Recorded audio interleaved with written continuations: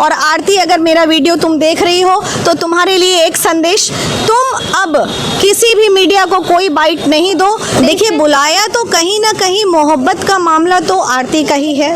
ये हमारा भी अनुभव कहता है कि आरती बाथरूम के अंदर बिना कपड़े की पाई गई। मैंने जो बयान दिया, और आरती, अगर मेरा वीडियो तुम देख रही हो तो तुम्हारे लिए एक संदेश, तुम अब आरती से पर्सनल मीटिंग की थी? जी किए थे। लगभग कितने घंटों तक आप लोग का मीटिंग चला? 2 घंटे। तो आज आरती के दर्द की दवा है हमारे साथ बीना मानवी जी और फाहिमा खातून जी। तो हम इनसे वो बात जानना चाहेंगे जो आज तक आप लोगों ने नहीं जाना है। तो मैम, आप आरती से पर्सनल मीटिंग की थी? जी किए थे। लगभग कितने घंटों तक आप लोग का मीटिंग चला? 2 घंटे। तो कुछ ऐसी बातें बताइए जो मीडिया में अभी तक नहीं आई है सर। देखिए, कुछ ऐसी बातें हैं और कुछ साक्ष्य भी हमारे पास ऐसे हैं जो सीधे हम कोर्ट में प्रस्तुत करेंगे। ठीक है, जब ज़रूरत पड़ेगी तो करेंगे। मामला अभी न्यायिक मामले में है और हम इंतज़ार कर रहे हैं अररिया माननीय न्यायालय का कि वहाँ से क्या निर्णय होता है। कुल मिला के 8 लोगों पे FIR हुआ या 9 लोगों पे, जिसमें 3 से 4 लोग जो हैं वो आजीवन कारावास में जाएंगे ही जाएंगे, मौत की सज़ा के उसमें। ये मुझे लग रहा है ऐसा। बाकी ये तो भाई झगड़े जब होते हैं, केस बनता है तो 4-5 लोगों का नाम ऐसे भी डाल दिया जाता है, ये अंडरस्टूड है। मैम, आप ये कह रही थी कि जो निर्भया का केस लड़ी थी वो एडवोकेट को अब बुलाने वाले। देखिए, चूंकि महिला विकास मंच में हम जो हैं वो कानूनी प्रक्रिया बहुत ज़्यादा नहीं जानते हैं, तो कुछ भी एक्सपर्ट एडवाइस लेना होता है वो हमारी राष्ट्रीय लीगल एडवाइज़र महिला विकास मंच की सीमा समृद्धि हैं। अच्छा। तो जो भी राष्ट्र लेवल पे कोई भी बड़ा केस आता है तो उनकी एडवाइजरी से ही काम होता है। तो अभी मैंने कुछ मुद्दे पे बात किया है उनसे, और ज़रूरत पड़ी तो वो एक बार लीगल इश्यूज़ में सामने आएंगे बिहार में। अच्छा मैम, क्या अभी तो आरती का स्टेटमेंट काफ़ी पूरी तरीके से बदल गया है? जो मतलब पहले बोल रही थी वो अब नहीं बोल रही है, और जो अब बोल रही है वो पहले नहीं बोल रही थी। तो अब उसका कहना है कि भाभी ने बुलाई थी, लेकिन पहले कहती थी कि हम बुलाए थे। देखिए, बुलाया तो कहीं ना कहीं मोहब्बत का मामला तो आरती का ही है।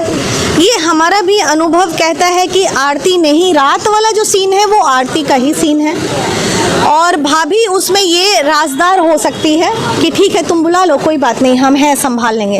एक साइकोलॉजिकल, आपके सामने एक्सेप्ट की आरती कि हम बुलाए थे छोटू को? ये बात हम मीडिया में नहीं बोल सकते हैं उसने किया या नहीं किया, लेकिन मोहब्बत आरती ने की थी, उनकी भाभी ने नहीं की थी, ये बात सत्य है। और ऑब्वियसली से बात है कि अगर भाभी अगर छोटू को बुलाती तो छोटू के साथ भाभी होती, आरती नहीं होती। आपका क्या कहना है? हमारा कहना है कि कहीं ना कहीं अगर वो भाभी बुलाती तो रूम में या बाथरूम में या कहीं प्लेस पे पकड़ाती तो भाभी पकड़ाती, आरती नहीं पकड़ाती। और नहीं, आरती नाबालिग है, ना छोटू नाबालिग था, तो सज़ा दोनों को बराबर होनी चाहिए। आरती अपने मुद्दे से भटक रही है।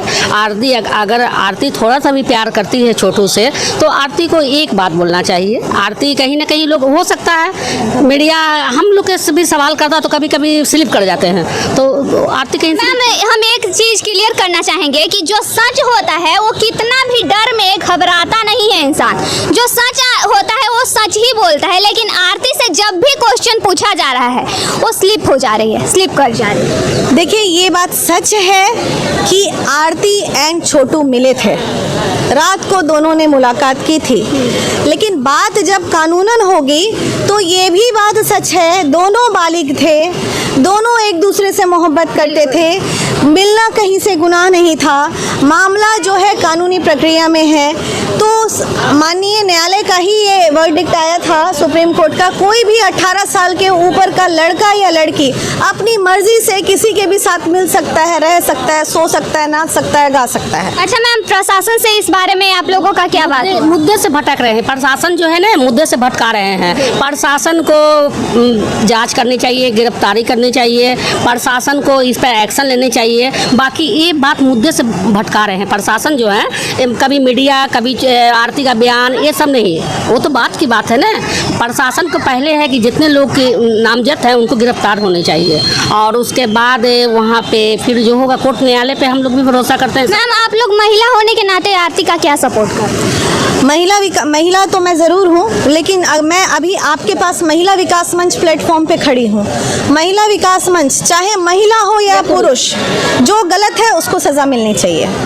आपके नज़र में अभी आरती सही लग रही है? मेरे नज़र में तो मोहब्बत तो दोनों ने किया था, तो पीड़ा दोनों को मिलनी चाहिए थी। मारता उसका परिवार अगर, तो आरती को भी सेम सज़ा मिलनी चाहिए थी। दूसरे के बेटे को मार दिया, अपनी बेटी को छोड़ दिया, ये कहीं ना कहीं अपराध है, घिनौना। लेकिन फिर ये भी गलत है कि मैं इस तरह की बात मीडिया में बोलूं। लेकिन ये आक्रोश है इंडिविजुअल कि तुम दूसरे का बेटा था तो मार दिया, अपनी बेटी ने बुलाया तो छोड़ मैम, दिया। हम आपका एक इंटरव्यू देखे थे जिसमें आप ये कह रही हैं कि मीडिया कर्मी आरती का इज्जत उछाल रहे हैं। हाँ। तो आपसे एक बात पूछना चाहेंगे मैम कि अगर आरती के पास मीडिया नहीं जाती तो क्या वो दुनिया भर के लोग आरती के किस्से को जान पाते? आरती और छोटू, आप आई मेरे पास, आप अगर ये बाइट मेरे से लेंगी कि आरती बाथरूम के अंदर बिना कपड़े की पाई गई, मैंने जो बयान दिया वो उसके आगे वाली लाइन ये थी कि बिना कपड़े की पाई गई।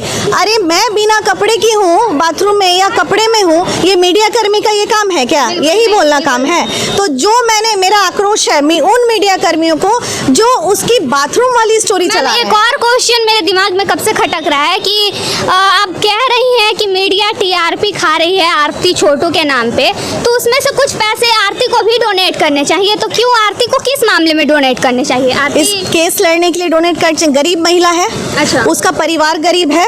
आरती के माता पिता को, सॉरी, सो कॉल्ड सास ससुर को, छोटू के माता पिता को हेल्प कीजिए, जाइए उनके माता पिता को लेके। कहीं पैसे की वजह से कोई मामला तो नहीं अटक रहा है न्यायालय में? हो सकता है कि हमारा थाना जो है वो मैनेज हो जाए और केस को दबा दे। तो ऐसी स्थिति में ये अभी तो यही साबित हो रहा है ना मैम कि प्रशासन कहीं ना कहीं दब रही है। नहीं, आप आरती कुमारी से जितना वाइट ले रहे हैं, मीडिया ले रही है, उतना प्रशासन से ले, पुलिस प्रशासन के पास जाए, कानून के पास जाए, वो कानून से उतना खंगाले। आरती तो है निर्दोष, ये तो सबको पता है। दोष निर्दोष हो तो ना आपके सामने ना हमारे सामने में है। बाकी कम से कम प्रशासन को जागरूक करिए। मीडिया बंधु से ही हमारी हाथ जोड़ के विनती है कि प्रशासन के पे चढ़े मीडिया और उनसे पूछें कि अभी तक इस केस में क्या है। अभी तक ये केस कहाँ तक पहुँचा? मैं उस मीडिया को तहे दिल से चरण स्पर्श करूंगी जो जाके कभी कोई केस के आईओ का बाइट चला दे। केस का प्रशासन थाने में घुस के बाइट ले ले, हमारे वहाँ के एसएसपी पूर्णिया और उसके बाद तमाम लोगों का बाइट ले ले। है बाइट तो मैं उनको प्रणाम करती हूँ। सो दैट तो वो सारे बाइट लीजिए। उन्होंने कहा था संजय शासन का भी बाइट लिए थे तो चला भी होगा, तो उन्होंने ये भी कहा होगा कि 10 दिन में अरेस्टिंग हो जाएगी।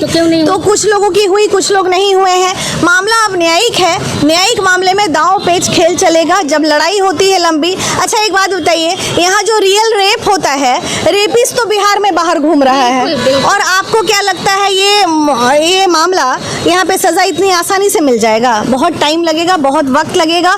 और आरती, अगर मेरा वीडियो तुम देख रही हो तो तुम्हारे लिए एक संदेश, तुम अब किसी भी मीडिया को कोई बाइट नहीं दो, क्योंकि लड़ाई तुमको अब वक्त आ गया है कानून का। और तमाम मीडिया कर्मी को धन्यवाद देगी आरती कि जहां तक उन्हें पहुंचाना था, आरती को न्यायालय तक मीडिया कर्मी ने पहुंचा दिया है। अब आगे का मामला कानूनन है और अब मीडिया को कानूनी प्रक्रिया पे ध्यान देनी चाहिए, न कि आरती के घर पे धरना देना चाहिए। Thank you.